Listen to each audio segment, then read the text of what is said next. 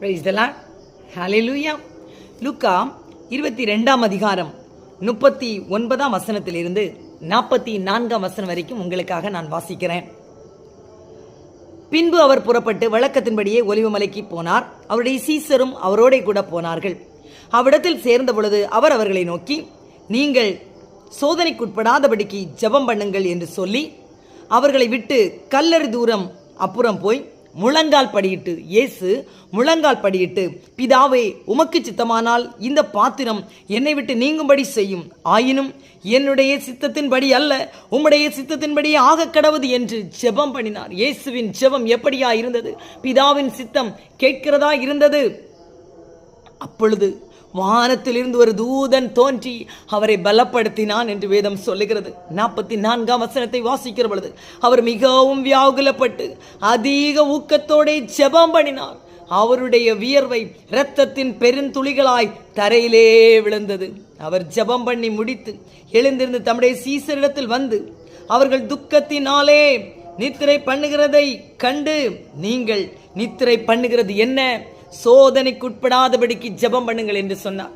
இந்த பஸ்கா இரவு நமக்கு எதை கற்றுக் கொடுக்கிறது? இயேசுவின் இரத்தத்தினாலே ஒரு மீட்பு உண்டு என்பதை மட்டுமல்ல, நாம் துக்கத்தின் நாட்களில் விழித்திருந்து ஜெபிக்க வேண்டும், சோதனைக்குட்படாதபடி ஜெபிக்க வேண்டும் என்று. இயேசு அந்த பாடுகளுக்கு முன்பாக ஊக்கத்தோட ஜெபித்தபடியினால் ஒரு தூதன் தோன்றி அவரை பலப்படுத்தினான். எதற்காக? சிலுவை பாடுகளை சகிப்பதற்காக அவருக்கு பலன் கொடுக்கப்பட்டது.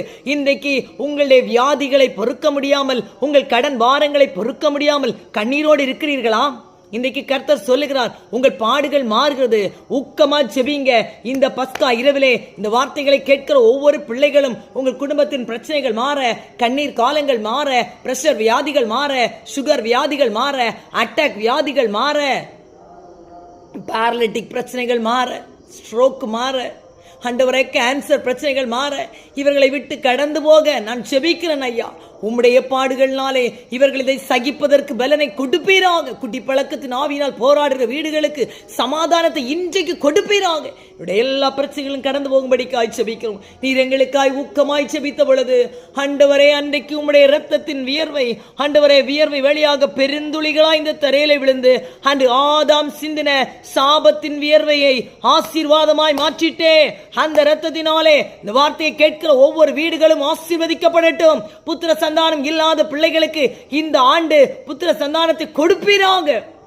கண்ணீர்கள் மாறட்டும், கண்ணீர் காலங்கள் கடந்து போகட்டும், பிரச்சனைகள் கடந்து போகட்டும். அப்படியா இவர்களை ஆசீர்வதிக்கிற தயவுக்காய் ஸ்தோத்திரம். ஜெபாவி இல்லாத பிள்ளைகளுக்கு ஜெபாவியை கொடுங்க. துக்கத்தோடு துக்கம் மாறி போகட்டும்.